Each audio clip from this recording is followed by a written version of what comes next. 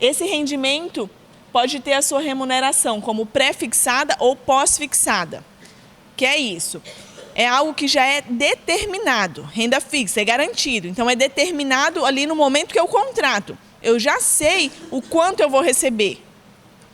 Se ela tem um rendimento pré-fixado, quer dizer, no final daquela aplicação, seja de 2 meses, seja de 1 ano, seja de 10 anos, eu sei que eu vou receber 2, 3, 4% de retorno. Aquilo que foi estipulado no contrato. E a rentabilidade pós-fixada é aquilo que eu também sei, mas eu não consigo identificar monetariamente. Como, por exemplo, eu vou ter um retorno de 3% diante daquela aplicação, mais o IPCA, a taxinha da inflação. Eu sei quanto vai dar o IPCA? Não, ninguém sabe, porque é algo futuro. Mas eu sei que eu vou receber aquele retorno baseado no IPCA, por exemplo. Então, a característica principal da renda fixa é que as regras já são definidas. No momento que eu contrato, que eu finalizo, eu já sei como vai acontecer o andamento daquela aplicação. E o primeiro, mais utilizado, muito utilizado ainda, é a poupança. A poupança, ela tem algumas características, como por exemplo, possui liquidez total. O que isso quer dizer? A liquidez é a minha possibilidade de estar com aquele valor ali na hora. Eu preciso hoje, então eu vou lá e eu consigo sacar hoje. Então, essa é a liquidez. Normalmente, o indicado, quando nós temos ali a nossa reserva de emergência, aquele valor para suprir a necessidade rápida, nós temos que colocar em coisas desse tipo, em produtos desse tipo. São produtos que gerem uma rápida liquidez. Eu não tenho que não está bloqueado, eu não tenho que aguardar uma semana, um mês. Não, ele está ali disponível para mim, porque é para o caso de urgência de fato. Uma outra característica é que possui a cobertura do FGC. FGC significa Fundo Garantidor de Crédito. Hoje em dia, tem o FGC, que normalmente é coberto pelos bancos, né? Uma organização, os bancos se uniram e montaram um fundo. Então, tudo que é aplicado, tudo que é guardado lá na poupança, por exemplo, uma partezinha, ou conta corrente no caso, uma partezinha vai para esse fundo, porque se um banco vier a falir, as pessoas que tinham conta naquele banco, que tinham dinheiro aplicado, no caso, na poupança, vão lá e até 250 mil elas podem recuperar. Hoje também existe o FGCOP, FGCOP, que é o Fundo Garantidor das Cooperativas de Crédito. Como cooperativa não é considerado banco, então elas não eram enquadradas no FGC. E recentemente, acho que tem uns 6 anos mais ou menos, que o FGCOP foi criado para também cobrir, né, essas faltas ou essas quebras de instituições como cooperativas. Aqui em Rondônia, cooperativa ainda é uma novidade. Por mais que a gente veja muitas repetidas, muitas agências, ainda é uma novidade. Nas regiões sul, sudeste do país, elas já atuavam fortemente há muitos anos. Então, lá existe histórico de quebra dessas instituições. Por quê? Quem determina o que vai fazer, o que deixa de fazer, são ali os diretores. Os cooperados, que são determinados diretores. Então, por emprestar, às vezes, de forma errada, de forma equivocada, para um conhecido, para um chegado, existia esse problema. Então, quando essas instituições quebravam, quem estava ali, que comprava cotas, ficava sem nenhum respaldo. E por isso foi criado também o FGCOP. Outra característica da poupança é que ela possui data de aniversário. Que é isso, vamos tentar simplificar. Hoje é dia 3 de setembro. Hoje não tem funcionamento de instituição bancária nenhuma, mas vamos supor que hoje fosse uma segunda-feira. Então, eu vou lá e eu aplico R$100 no banco, na poupança. Essa poupança, ela tem uma rentabilidade, mas se eu for lá, dia 2 feriado, 1º de novembro, em 1º de novembro eu fizer um saque desse valor, a minha rentabilidade vai ser quanto? Alguém sabe explicar? Não? Então, eu fiz esse saque com menos de um mês. Então, a minha rentabilidade Outubro. Desculpa, confundi aqui os meses. Então, se eu faço esse saque com menos de um mês da data que eu apliquei, a minha rentabilidade é zerada. Pode ter ficado até o penúltimo dia de completar o mês e ela vai sair zerada. Porque ela tem data de aniversário. Se eu não aguardar aquela data, eu não vou ter nenhum retorno. Por isso, algumas pessoas acabam optando por outros tipos de aplicação que não a poupança, quando precisa estar mexendo no dinheiro. E uma outra característica, ela não tem cobrança de imposto de renda para a pessoa física.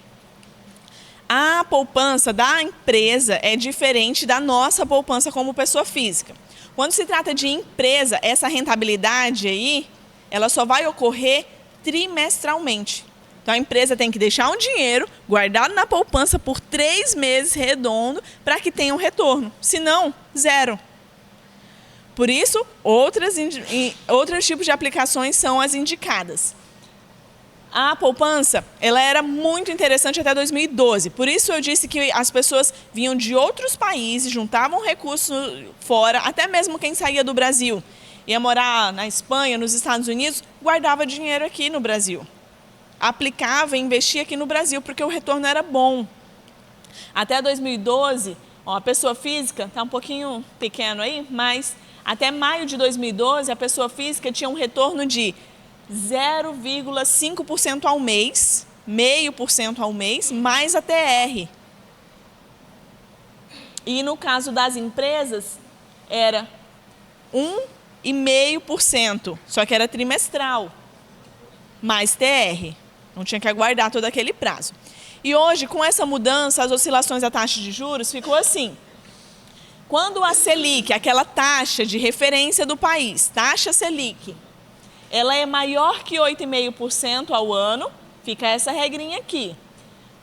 Mas quando ela é igual ou menor a 8,5%, a regra muda.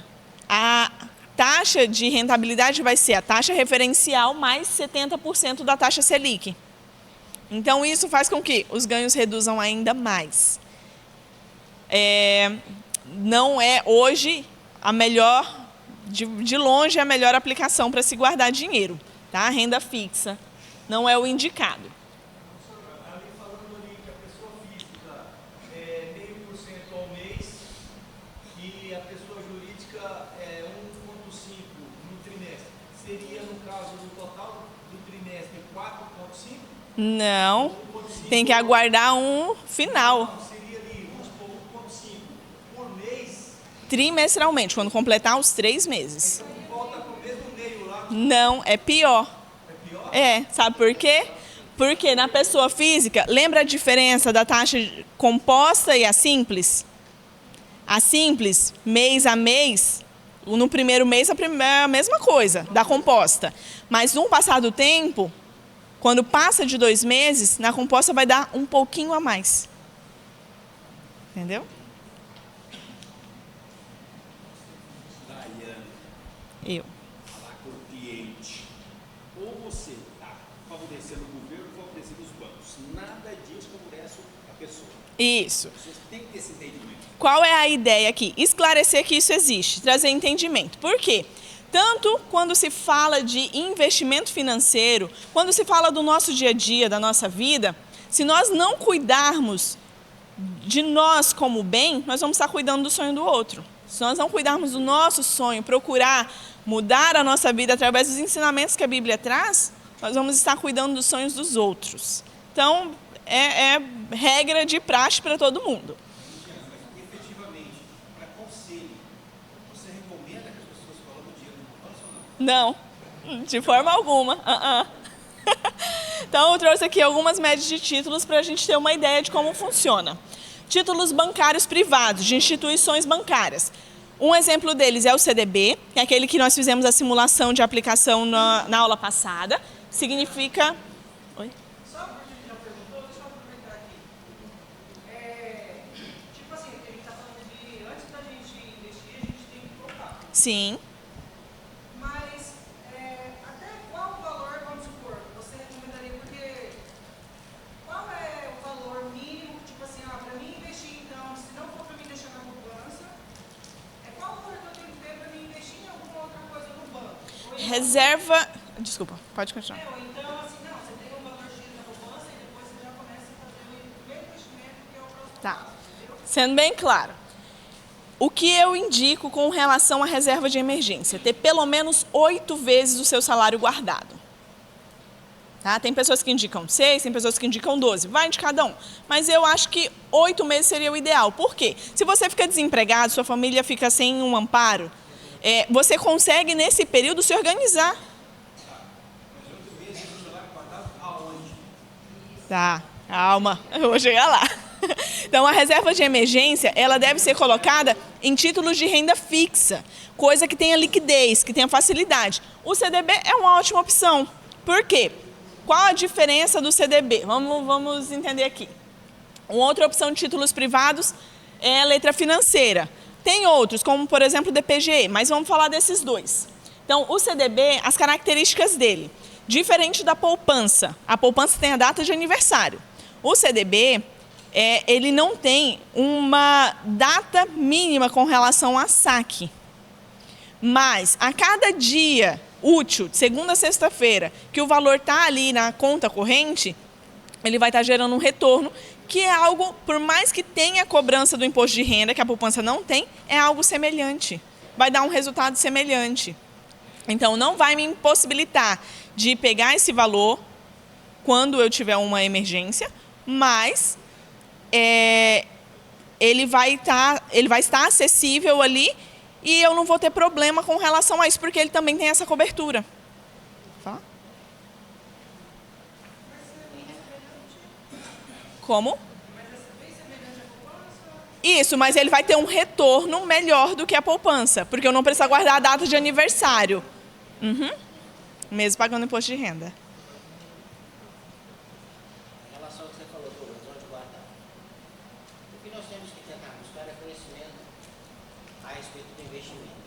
O que esses tempos atrás eu fiz, que chegou para mim, eu buscando conhecimento, foi em relação a essas contas digitais, esses bancos digitais. Eu teve época de eu pegar, abrir conta no banco, estava dando 220% CDI, 220% CDI, outros 110%. Outros 100% do CDI. E você está falando do CDB. Estava dando essa rentabilidade. Tá. Aí, que nem a professora falou, o retorno é diário de úteis. Você recebe lá uma porcentagem, vai recebendo. E querendo ou não, ela falou que é parecido da poupança, mas querendo ou não, o nosso lucro é maior do que a poupança. Sim. Eu peguei, acho que foi 99, Pay. Eu abri conta, botei dinheiro lá. Hoje, quem está dando 100% do CDI, do CDB, é o Banco IT, que é o Banco do Itaú, também. Fiz, inclusive, uma irmã nossa, esses dias, ela falou, eu estou com dinheiro na poupança, cara, não rende, isso aqui tem 10 anos que eu estou juntando, isso aqui, então faço o seguinte, indiquei, ela abriu a conta, falei, então tá, deixa uma semana, você vai ver o que você conseguiu no mês na poupança.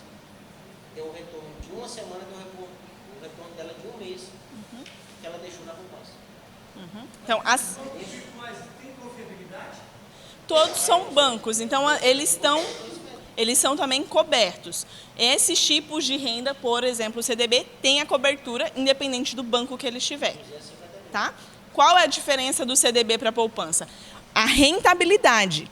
Na poupança é aquilo que já está tabelado. No CDB, dependendo da instituição, ela vai proporcionar um melhor retorno diante da taxa do CDI, aquela taxa média de referência do empréstimo de um banco para o outro. Então, como é que funciona? É igual um supermercado, por isso que se fala mercado de ações, mercado de investimentos. Por quê? Porque tem vários produtos que estão ali na prateleira. Quando lança um produto novo num supermercado, um biscoito novo, o que a empresa que lançou aquilo vai fazer para atrair as pessoas? Baixar o valor, proporcionar um benefício a mais, porque senão ninguém vai atrás. Então, é isso que o Chardon está falando. Esses bancos, por mais que sejam bancos digitais, né, quando se fala de investimentos, a aplicação tudo é digital hoje em dia. A área de ações, a área de investimentos variáveis, tudo hoje é no home broker, é online, é digital. Então, todos eles têm essas mesmas características, a mesma cobertura. A questão é só você identificar qual o melhor. Você localizar por quê, isso também varia, muda. Tem um momento que está de promoção uma coisa no supermercado, no outro momento já não vai estar. E esperar o melhor momento. Por que eu achei bancos pagando 220% do CDI? Porque eles queriam clientes. Eles queriam chamar clientes para que clientes abrissem conta. Chegou nesse patamar, foi baixando. Hoje é 100%. A maioria dos bancos, menos que 100% não paga, hoje digitais. Mas uma outra coisa que tem que se atentar, aquelas letras minúsculas, com os asteriscos lá embaixo. Por quê? Normalmente, as instituições que fazem isso, elas vão dar um bloqueio ali também. Porque existem CDBs que existe um prazo mínimo vinculado a eles. 180 dias, 90 dias. Então, se atentar para esses detalhes. Outra característica do CDB pode ser prefixado ou pós-fixado. E ele tem a cobrança do IOF. O que é isso? Imposto sobre operações financeiras. Esse tipo de taxa, esse tipo de imposto, ele é cobrado nos primeiros 30 dias da aplicação. Então, renda fixa costuma ter eles. Se eu apliquei na segunda-feira e na terça-feira eu vou querer sacar, a taxa desse imposto, ela é mais alta. Se eu vou resgatar daqui a 15 dias, ela vai reduzindo. E ela vai dando uma regressão, três casas decimais a cada dia, até que quando chega no 30º dia, com 30 dias, zera. Eu posso sacar a qualquer momento.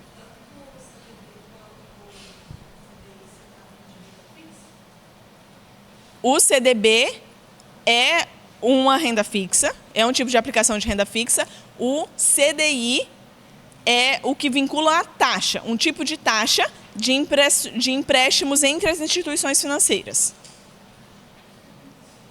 Próximo campo, CDB, tem a cobrança do imposto de renda. Então, existem tabelas, cobranças diferentes de acordo com o tipo de investimento. Renda variável, existe tabela específica de renda variável, existe tabela específica de acordo com produtos de renda variável.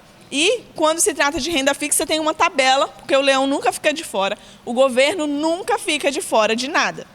Se você está investindo, o governo quer uma parte. Se você está pegando um empréstimo, o que acontece? O governo também quer uma parte. Ele não fica de fora em momento nenhum. O leão está sempre batendo na porta. Então, o CDB tem a cobertura também do fundo garantidor até 250 mil hoje. Outro produto de instituições bancárias é a letra financeira. A letra financeira pode ser emitida por bancos em geral, independente da instituição, e ela possui um prazo mínimo de 24 meses. Tem que ficar aplicado por esse prazo. Não tem cobertura do FGC e tem um valor nominal. O que é isso? A pessoa pode adquirir a partir de 50 mil reais. Qual a diferença? Vai ter um retorno maior. Por isso tem esse bloqueio, por isso vai ficar vinculado e a pessoa não pode fazer utilização. Uma pergunta interessante que foi feita é qual o valor mínimo para fazer a aplicação? O valor... eu passei. O valor mínimo para fazer a aplicação. Normalmente o CDB a partir de R$500. Eles já permitem aplicar.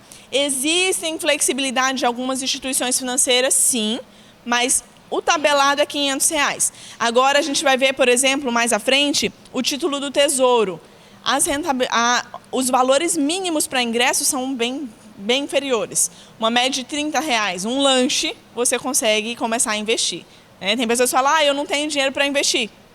Corta uma refeição, faz um jejum, você já consegue começar. Títulos corporativos, são títulos emitidos não por bancos, mas por empresas.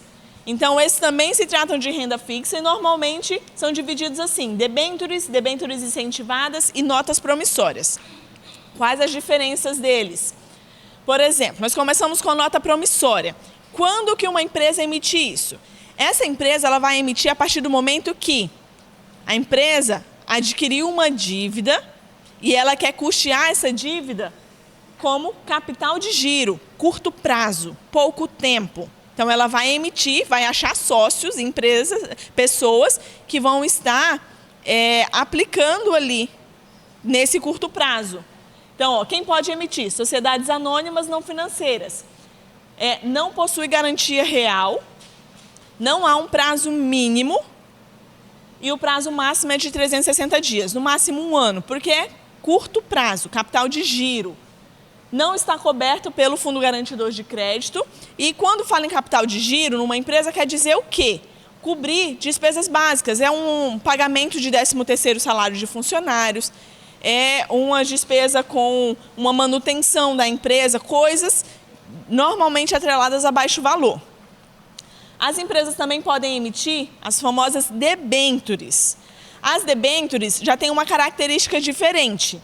Por exemplo, o objetivo da emissão da debênture é a captação de recursos de médio e longo prazo para sociedades anônimas não financeiras de capital aberto. O que é isso? A empresa é uma empresa de refrigerante, ela vai lançar um sabor diferente de refrigerante. Ela já tem a ideia, já está tudo idealizado, já está tudo ali formalizado, mas ela não tem recursos para esse pontapé. O que ela vai fazer? Vai buscar pessoas que investam nisso. Então, o retorno é médio e longo prazo. E aí ela emite a debênture. A debênture, ela pode ser simples, convergível ou permutável. O que é isso? Quando faz o contrato, eu já vou determinar como vai ser o meu retorno. Simples, vou resgatar em dinheiro. Uma debênture para daqui a 3 anos, a empresa vai te devolver o dinheiro e acabou. Outra possibilidade, conversível. Essa empresa tem ações, então você vai aplicar hoje o seu dinheiro, daqui a 3 anos, ao invés de te devolver o dinheiro, eu vou te devolver ações da empresa. É uma coisa linda, vai ter um retorno maravilhoso e você acha que é o ideal. Outro ponto, permutável. Vou aplicar o meu dinheiro, daqui a 3 anos, ao invés de devolver o dinheiro ou de dar ações daquela empresa, existe um grupo de empresas ali, então vai devolver como ações de outra empresa daquele grupo. E existem também as debêntures incentivadas. O que é isso? Parte do governo. Quando o governo quer, ele dá um ajuste, ele faz uma modificação, ele dá um jeito. E para ser atrativo, normalmente o governo utiliza essas debêntures para a parte de logística e transporte. Então, uma linha férrea, precisa arrumar uma rodovia X, Y, o governo lança esse tipo de título, as debêntures. O prazo é de prazo médio ponderado, no mínimo 4 anos. E qual o atrativo? O chama, não tem imposto de renda. Por quê? Você está investindo no seu país, você está investindo em o desenvolvimento do seu país, algo que vai trazer um retorno mais à frente, como, por exemplo, a redução do frete nos produtos, então vai trazer uma baixa.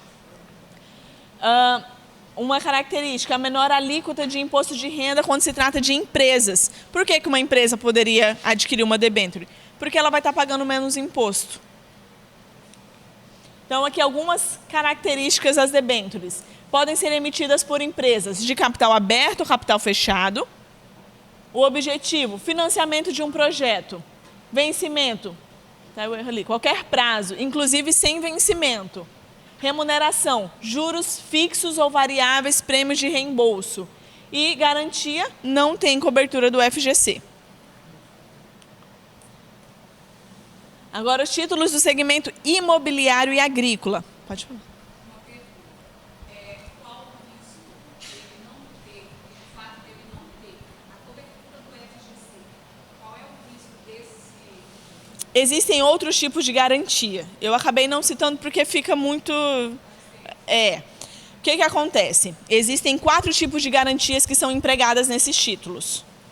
Então, quando a pessoa fecha o contrato, ela já vai, nesse contrato já vai estar determinado o tipo de garantia. Como, por exemplo, se uma empresa dessas vier a falir, decretar falência, normalmente é feito o levantamento dos bens dessa empresa e ali é uma coisa que não é rápida, tá? Não vou iludir ninguém, é uma coisa demorada. Mas vão fazer o levantamento, vender os bens. E aí, normalmente, os debenturistas eles vão ter uma prioridade com relação ao recebimento. Existem. O FGC, ele é uma cobertura voltada para os bancos, normalmente. Como é um título emitido por empresa, não tem essa garantia. Mas tem outros tipos que eles acabam entregando. Títulos do segmento imobiliário. Meu amigo Wagner não vê, ele gosta de falar disso aqui. Então, nós temos algumas possibilidades. LCI, LCA, CRI e CRA são os mais utilizados. Existem outros. Nota de produtor rural, existe CPR, coisas mais voltadas para a área agrícola também tem uma extensão. Mas o que é isso? A letra de crédito imobiliária e letra de crédito do agronegócio são cobertos pelo FGC. Então, acaba sendo um atrativo para quem gosta desse tipo de aplicação. Agora mesmo, no início da pandemia, teve uma reviravolta e esses tipos de investimento voltados para o agronegócio e para a área imobiliária, como LCI, LCA, CRI, CRA e também os fundos de investimento, eles tiveram um retorno muito grande, porque subiram os valores dos aluguéis, essas coisas, e isso acabou refletindo bastante. Quando se fala no LCI e LCA, eles têm a isenção do imposto de renda também, que é um atrativo bem grande. E eles são lastreados. O que é isso? Lembra da imagem que eu trouxe na semana passada, que de um lado tem o superavitário, a instituição que intermedia, e do outro lado o deficitário? Quando são emitidos esses títulos, lá na ponta final tem que ter alguém fazendo um empréstimo de agronegócio ou um empréstimo imobiliário. Então, a pessoa que empresta, ela tem certeza do valor que está sendo colocado ali vai ser para custear esse tipo de empréstimo. Por exemplo, se eu pego um empréstimo, faço um financiamento imobiliário, eu vou pagar em quanto tempo normalmente para o banco? Quais os prazos aí do financiamento imobiliário, em média? 30 anos em diante. Acontece que, se eu comprei um imóvel do Chardon, ele vai receber, não em 30 anos, ele não vai receber pingado. O banco vai estar pagando para ele à vista o valor. Então, tem alguém que vai custear isso.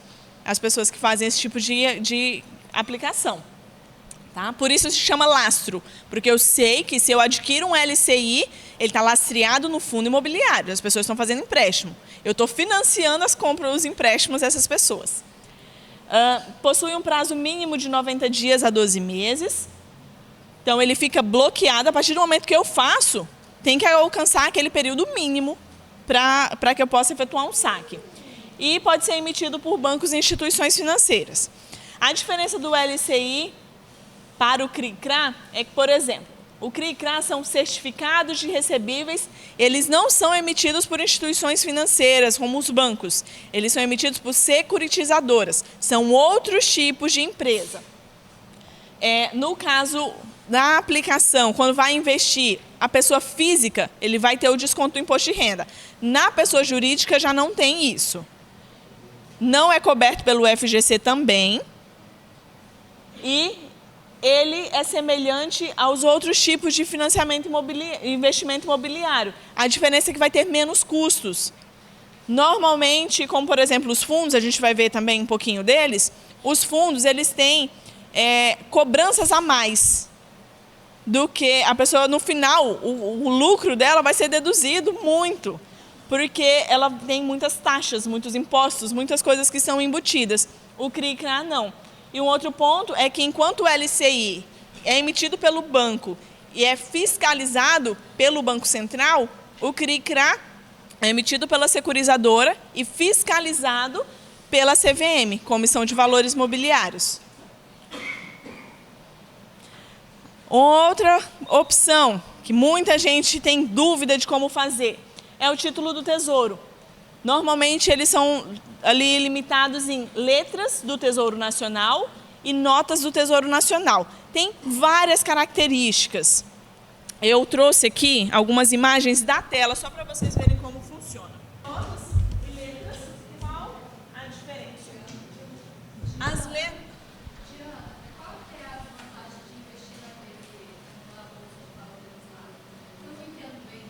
Na Bolsa de Valores, a gente vai falar aqui na renda variável.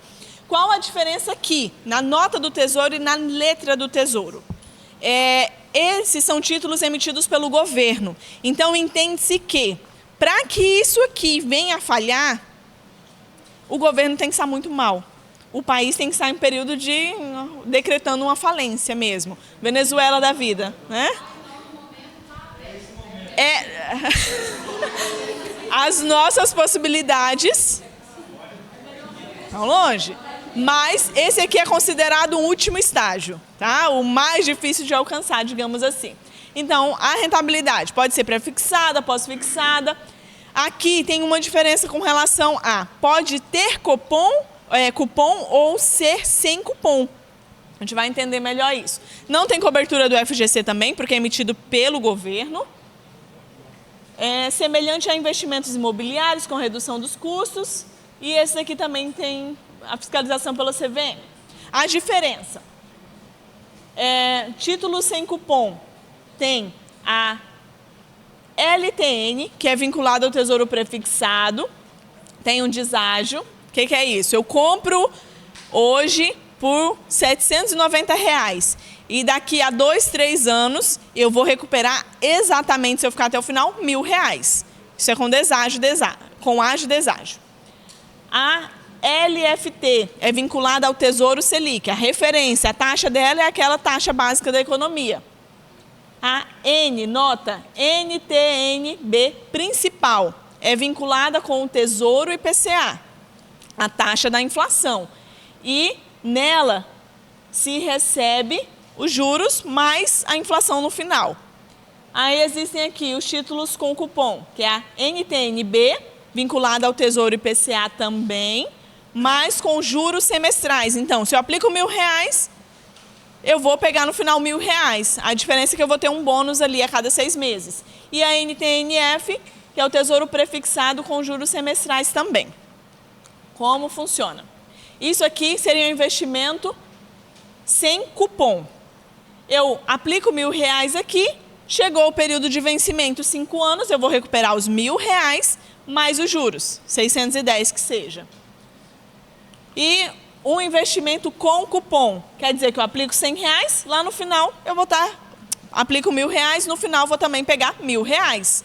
O que são os cupons? Esses pagamentos semestrais, anuais, de acordo com o que foi estipulado. Eu vou estar recebendo jurozinhos. Quando se fala em aplicação, o ideal é receber os jurozinhos, coloca lá de novo para o negócio crescer mais rápido.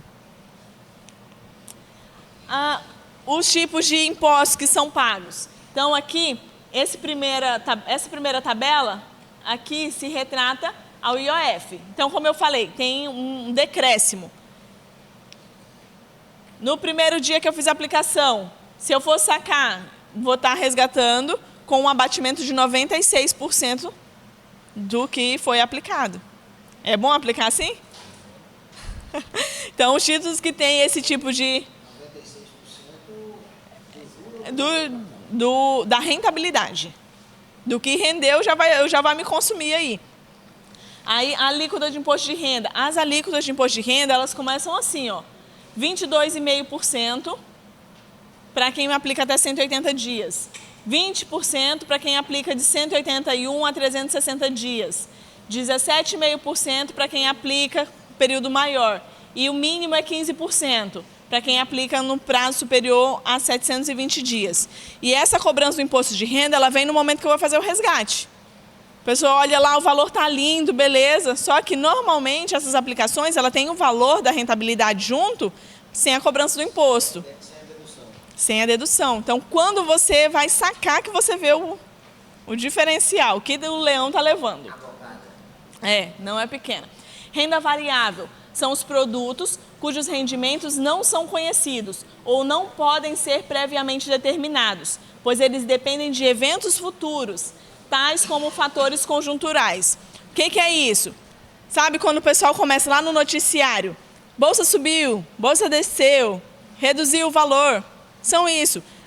Existe uma perspectiva deste ano demorar muito a chover. Então, a área do agronegócio vai ter uma redução. Já fica prevendo essas coisas e isso vai alterando o valor, porque influencia. A pessoa que tem aquele título, aquela ação, ela já vai pensar, nossa, se vai reduzir, eu já vou vender agora, porque daqui a pouco é capaz que reduza e eu não vou conseguir o mesmo valor. Então, pensa assim em tudo isso. Como o contrário também pode acontecer, né, Marcela? Então, possibilitam maiores ganhos, porém o risco de eventuais perdas é bem maior. Alguns exemplos, ações, fundos de investimentos, tem aqui opções, mercado futuro, tem muitas opções. A gente vai falar do mais temido, ações. Algumas pessoas passaram a investir em ações no período da pandemia porque a taxa Selic, aquela média do mercado, reduziu muito. Então, se você deixasse o dinheiro no CDB na poupança, era a mesma coisa que colocar debaixo do colchão, pior, né? Porque a inflação ia consumir e daqui a pouco o dinheiro já não valia muito.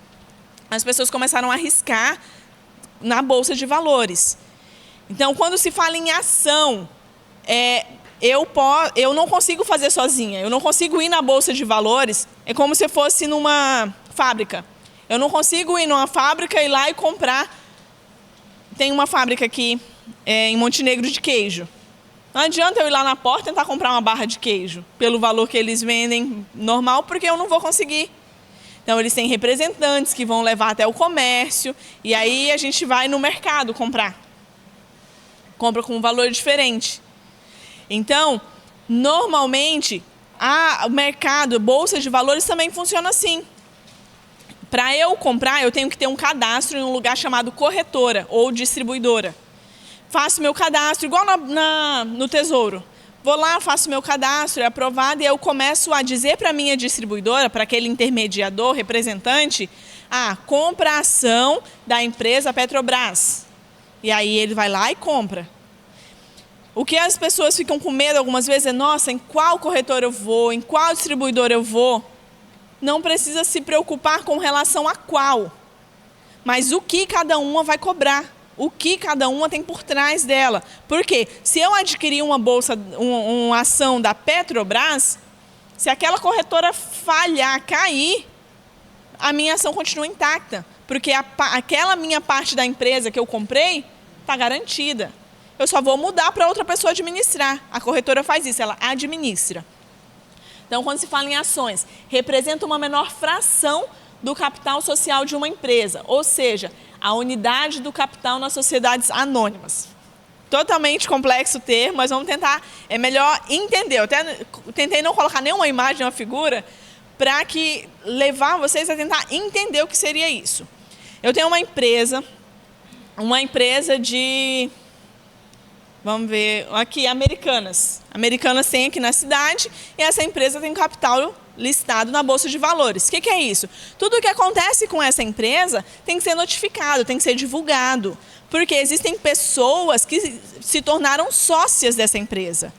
Então, normalmente tem um grupo ali que vai gerir, que vai administrar, que vai tomar as decisões, mas quando se abre o capital da empresa, eu dou a possibilidade do Júlio, o Júlio está feliz hoje, vou usar ele de exemplo, do Júlio vir lá e comprar uma parte dessa empresa.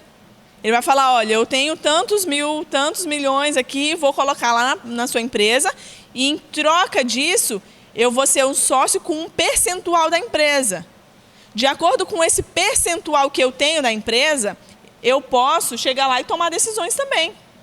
Mas agora não pense que você vai pegar R$5.000, entrar no mercado de ações, bolsa, falar para a sua corretora, esses R$5.000 eu vou comprar ação lá da Americanas, e aí você vai entrar na loja aqui da Americanas e perguntar quem é você. Eu sou sócio, eu mando nesse lugar. Não funciona assim. Para você ter poder de participação, poder de voto, existem outras coisas que demandam. Por exemplo, você tem que ter pelo menos 5% de todo o capital social daquela empresa para que você possa aparecer como investidor nela no site da Bolsa. Senão, você não é ninguém. E aí, qual o diferencial com relação a isso? Normalmente, quem aplica em Bolsa de Valores busca muito empresas que vão pagar um bônus para as pessoas que têm dinheiro ali. Então, toda vez que saiu o lucro da empresa tal, o lucro foi maior ou foi menor do que no ano tal, no ano passado. Quando o lucro é maior, as pessoas que estão ali como sócios, as pessoas que estão ali aplicando, elas vão receber um bônus, receber um extra por isso. Vai participar do lucro, participação do lucro. Então, quem adquire essas frações é chamado de acionista, que vai ter uma certa participação na empresa, correspondente de acordo com a quantidade de frações que ele adquiriu. E as ações elas podem ser ordinárias ou extraordinárias. Hoje em dia, na área de ações, existe um novo termo que é utilizado, que é o novo mercado. As empresas que estão ingressas nesse sistema, chamado novo mercado, elas só emitem ações ordinárias. Qual a diferença? Quando compra ação ordinária, os ordinários têm direito a voto. Podem participar das assembleias e votar. Quem compra as ações preferenciais... ordinário, extraordinário... Não, tá. Tem as ações que são preferenciais. As ações preferenciais, elas têm participação na preferência dos lucros. Normalmente são as pessoas que recebem primeiro e elas recebem um percentual maior do que as que votam, do que essas que são as ordinárias. Mais sobre ações. São adquiridas por meio de corretora e distribuidora, a gente já falou. Elas são adquiridas por meio do home broker, que é o sistema, o computador. Estou de casa e eu estou dando com esse comando, estou fazendo esse tipo de aplicação. Elas têm uma característica que é de lote padrão. Eu não vou lá e compro uma ação da bolsa. Eu normalmente compro um bloco de ações, é um bloco com 100 ações da bolsa, da empresa X. Os dividendos, no mínimo 25% do lucro é distribuído como dividendos, esse bônus para quem é acionista. E aí ela tem as cobranças, é claro. Corretagem. É um valor que é cobrado pela corretora ou distribuidora e é cobrado a cada lançamento que eu falo, compra ação tal, vende ação tal, compra ação X. Cada uma dessas movimentações, elas têm uma cobrança e cada corretora vai ter a sua. Outra cobrança, emolumentos, é cobrado pela Bolsa de Valores, de acordo também com o volume de aplicação que eu faço e quantidade de aplicações. E tem a custódia, que é uma tarifa da corretora. A custódia, ela atua como administradora. Então, essa cobrança elas vai fazer para estar ali cuidando desse dinheiro de uma certa forma. Se eu estiver na minha casa fazendo através do computador dela, não sei se é esse nome, há essa cobrança também de taxa? Todos os lançamentos têm cobrança. A diferença, como eu falei, cada corretora às vezes vai cobrar um pouco menos, um pouco mais. Tem períodos que decidem não cobrar alguma coisa, então vai muito do interesse. Já teve momentos da Bolsa de Valores não ter a cobrança também, né? Deles isentarem. Por quê? Quer fomentar, quer ser atrativo, quer chamar pessoas para investirem ali. Então eles fazem essas ações. As ações, tem pessoas que quando vão adquirir ações, elas adquirem assim, por análise técnica, que é a gráfica, ou por análise fundamentalista. O que é isso? Eu vou pegar um gráfico, as ações da Vale do Rio Doce, nos últimos 5 anos, reduziram tanto, então não vou comprar ela agora. Todo mês de novembro tem uma baixa, então não vou comprar ela agora, vou esperar passar, ou então vou esperar baixar. Chegou novembro, baixou, eu adquiro, eu compro, porque aí eu vou ter um ganho em cima disso. E tem pessoas que adquirem por análise fundamentalista. O que é isso? Vai olhar a estrutura. Quem são os diretores? Quem são as pessoas que tomam decisão naquela empresa? Quais os projetos de expansão daquela empresa? Magazine Luiza teve um período que bombou. Por quê? O projeto de expansão deles era muito grande. Eles queriam abranger muita coisa. Quer ver outra? Mercado Livre adquiriu frota, né? Então, o Mercado Livre, as entregas... A gente aqui sofre muito com relação a entregas, né? Os Correios, eles fazem a gente sofrer. Mas, por exemplo, o Mercado Livre adquiriu aviões só para fazer os transportes das mercadorias deles. Então, isso fez com que as ações subissem, valorizassem. Então, essas ações vão mudando e as pessoas vão adquirindo de acordo com uma dessas opções. Ou vão analisar o gráfico, o passado, mas lembrando que tudo investimento, o passado, análise do passado, não é garantia de que vai ter um retorno no futuro. Diana, e se alguma dessas empresas chegar a falir? O que acontece com os investidores, as ações? Você é sócio. Se a sua empresa falir, o que vai acontecer? Essa é a renda variável. Você adquiriu um pedaço da empresa. Então, por isso, conhecimento. Isso. Pois é, exatamente.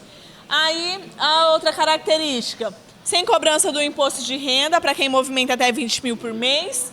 Recolhimento do imposto de renda. É obrigatório? Tem imposto de renda? Tem. Mas quem é que vai fazer isso? A própria pessoa que investe. Ela tem a responsabilidade de ir recolhendo. E quando chegar na data de fazer a declaração do imposto de renda, essas informações têm que bater. Aí tem um negócio que o pessoal fala muito, day trade. Esse é um tipo de aplicação. Normalmente, quem faz? É a pessoa que tem muito tempo disponível. Não é, Marcelo? Que tem que acompanhar o tempo todo. O horário que o mercado está aberto, ela tem que estar ali disponível, olhando as oscilações, analisando. Por quê? O day trade é nada mais, nada menos do que combinar uma compra e uma venda no mesmo dia e tentar ganhar em cima disso.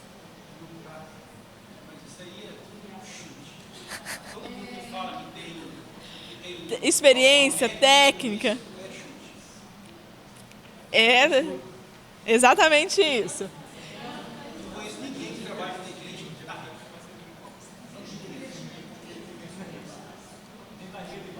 Nas corretoras, normalmente não. Você vai determinar de acordo com os blocos de ações, porque tem empresas que têm um bloco de ação com valor maior e outras com um bloco menor. Tá? E não tem cobrança do IOF aqui. Então, uma outra característica, fundos de investimento. Como é que funciona? Existem fundos que são fundos de ações. Então, a pessoa, às vezes, eu quero comprar as ações lá da Petrobras, mas o bloco, essas 100 ações de uma vez, elas não ficam acessíveis para o meu bolso. O que eu posso fazer? Partir para um fundo. Porque o fundo, ele vai comprar ações de vários tipos de empresas, de acordo com a finalidade do fundo, e aí ele vai me vender mais em conta. Entendeu? Então, a minha entrada no fundo, ela se torna mais acessível. Por quê? Ele tem as características específicas. Por exemplo, ele atua como um condomínio. Quem mora em condomínio é a mesma característica. Tem várias casas ali, então cada um tem uma parte, uma ação, uma fração daquela empresa, daquele local. E tudo que for feito para beneficiar vai valorizar. Tudo que for feito de benfeitoria no condomínio vai valorizar os imóveis que estão ali. Pode ser, o fundo pode ser de ação, pode ser o fundo imobiliário, pode ser o fundo multimercado. Ações, só vai trabalhar com ações listadas na Bolsa de Valores.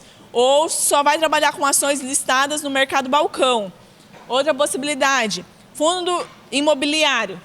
Explica pra gente o que é, você que gosta desse? Fundo imobiliário é como se fosse uma ação, é um negócio bem interessante de estudar. É como se você, ao invés de comprar um imóvel... Isso. E...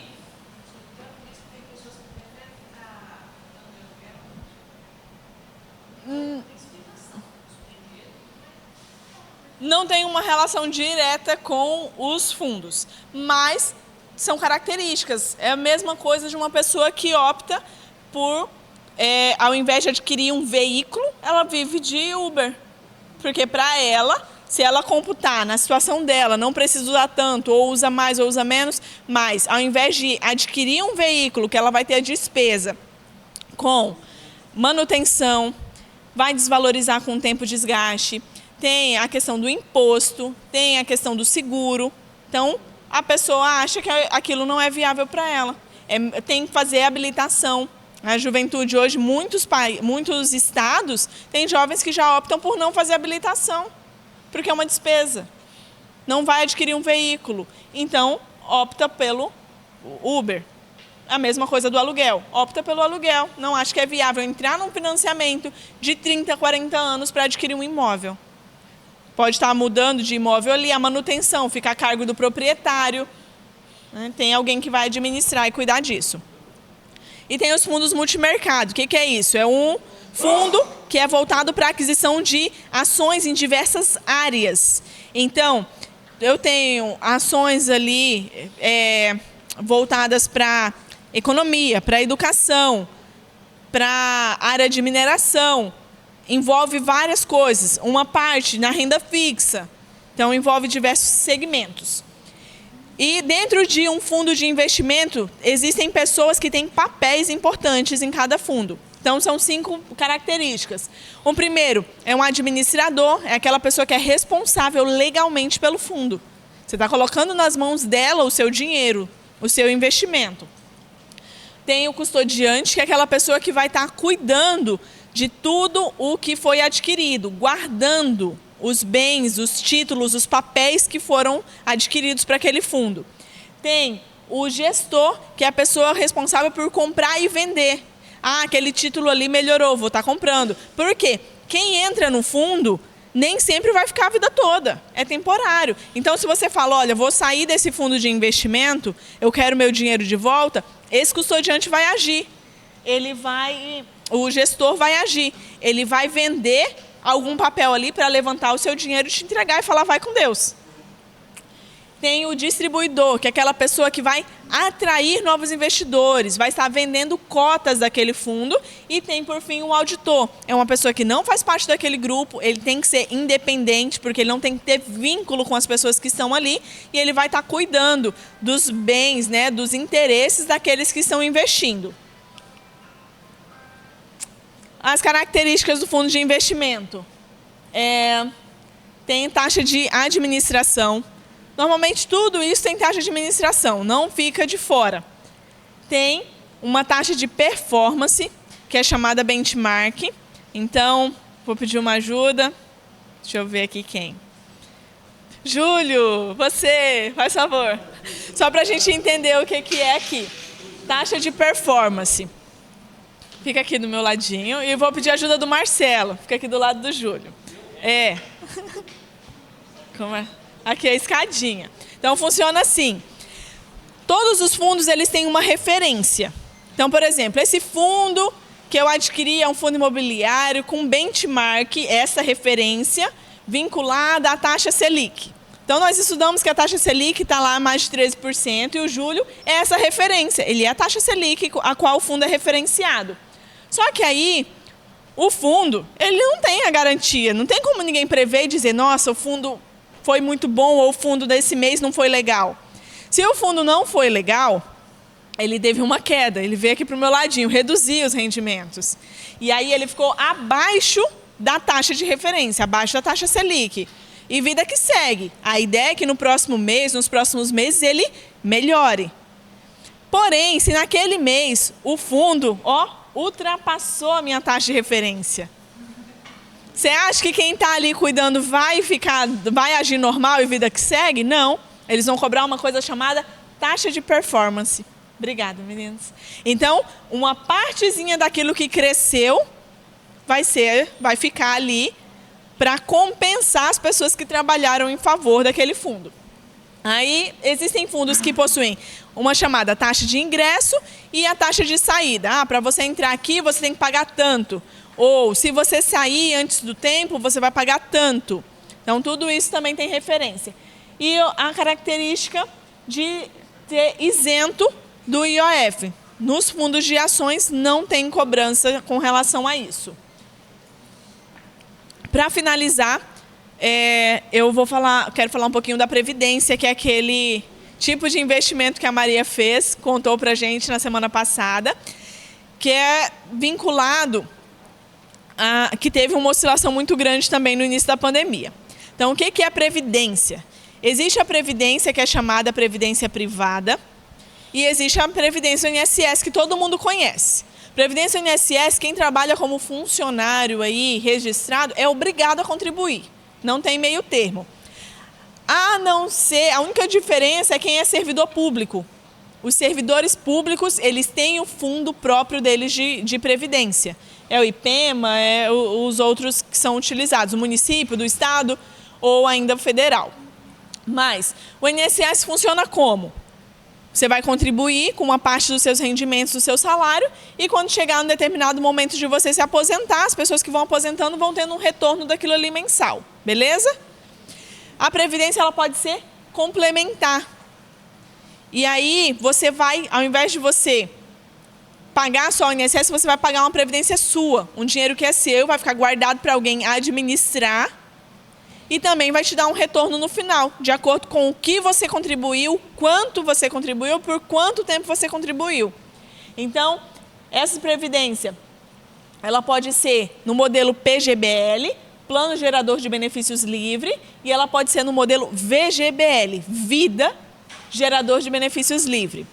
A previdência complementar é essa que você pode ir numa instituição financeira e adquirir, numa instituição bancária e adquirir. Porém, existe também uma previdência chamada previdência privada, que algumas empresas possuem. O que é isso? Você é funcionário de uma empresa, normalmente empresas grandes, e essa empresa vai estar te ajudando para quando você se aposentar.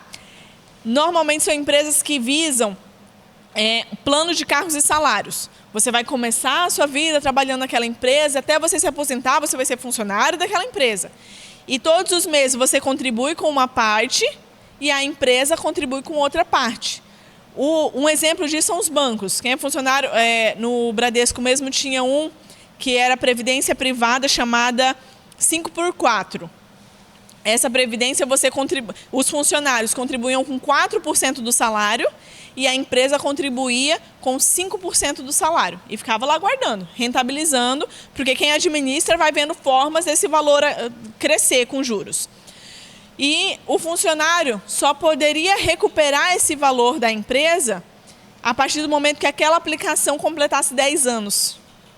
Se sai antes da empresa, não recebe a parte da empresa, vai receber só a parte que o funcionário acumulou. Então, essas são possibilidades. O plano de previdência complementar possui a taxa de administração, possui a cobrança do imposto de renda, pode ter a taxa de carregamento e o seu resgate pode ser programado ou total. O que é isso? Eu decido que eu vou fazer uma previdência e eu quero resgatar ela quando eu completar 60 anos. Então, todos os meses eu vou guardando dinheiro. Quando chegar lá no final, completou os meus 60 anos, eu decido se eu quero pegar aquele dinheiro todo de volta que eu guardei, com a rentabilidade, e eu faço o que eu quiser, ou eu posso também pegar aquele dinheiro e somar ele, fazer um cálculo, a empresa vai fazer, a administradora vai fazer, e receber aquilo ali por mês, e receber aquilo ali de forma parcelada até eu morrer. Então, tem os cálculos e eu vou definir como isso vai ser feito. Um lado bom da previdência privada é que muitas pessoas fazem ela para tentar se resguardar de, por exemplo, quem tem muitos bens. Até por um tempo isso foi feito de uma forma de burla. Tenho muitos bens e se eu vier a faltar, a minha família vai ter que realizar o quê? O inventário. Quem já passou por inventário sabe que não é uma coisa tão simples. É um processo demorado, né? E não é barato também. Você paga uma taxa altíssima para o governo, como imposto. Então, as pessoas faziam a previdência privada porque, a partir do momento, se eu vier a faltar, automaticamente quem eu listei como beneficiário na previdência privada vai receber o dinheiro. Não precisa ficar aguardando o levantamento dos bens, nada disso. Vai lá, recebe aquele dinheiro e consegue se manter até que saia o inventário e os bens. Ok? Gerou alguma dúvida? Alguém quer esclarecer alguma coisa? Vou esclarecer com uma experiência minha. Eu fiz uma previdência privada de 10 anos, 120 meses, R$1.000 por mês. Depois, no final dos 10 anos, tinha 150 e tantos mil. Fiquei extremamente feliz. Pedi o dinheiro, descontou o imposto de renda, recebi 119. Pedi R$1.000. Entendeu? Por isso tem que ser analisado. Tudo isso influencia. Eu sei que o período ele é curto e aqui, como qualquer outra disciplina desse curso, o que as pessoas que vêm aqui tentar passar o conteúdo vão trazer é uma explanação. Né? Quem quer tem muito mais coisa por trás. Pode falar. Eu acho interessante que, assim, quem tem dinheiro para comprar uma moto à vista, melhor que faça um consórcio para que você venha ter essa moto. Quem tem dificuldade de poupar, de investir o seu dinheiro, é muito interessante esses investimentos, ações e muitas coisas que você falou aí, né? Eu não tenho muito conhecimento em ações, algumas coisas, mas em poupar, vamos supor, eu tenho dificuldade. Então, tipo assim, eu prefiro juntar o meu dinheiro do que ficar pagando juros do meu sono. Meu sono, se eu fazer um consórcio, se for tentar conseguir comprar à vista. Então, assim, para quem tem dificuldade, é interessante fazer, né, É que tem pessoas que não conseguem se organizar. Só para o assunto que eu ia falar. Agora ele falou, ele perdeu. Vamos supor, na minha visão, ele não tem dificuldade em poupar e juntar dinheiro. Então, para ele não foi um benefício. Agora, vamos supor, tem pessoas que se não tivesse feito isso, não teria nem 1.000 a menos e não teria nada. Teria gastado Consumido tudo. roupa, carro e outras coisas. Então, seria melhor ter feito. Né? Mas, assim, quem não tem essa dificuldade, isso não foi bom. Então, existem esses dois lados, né? Para quem está vendo, né? Isso, envolve questão base de disciplina.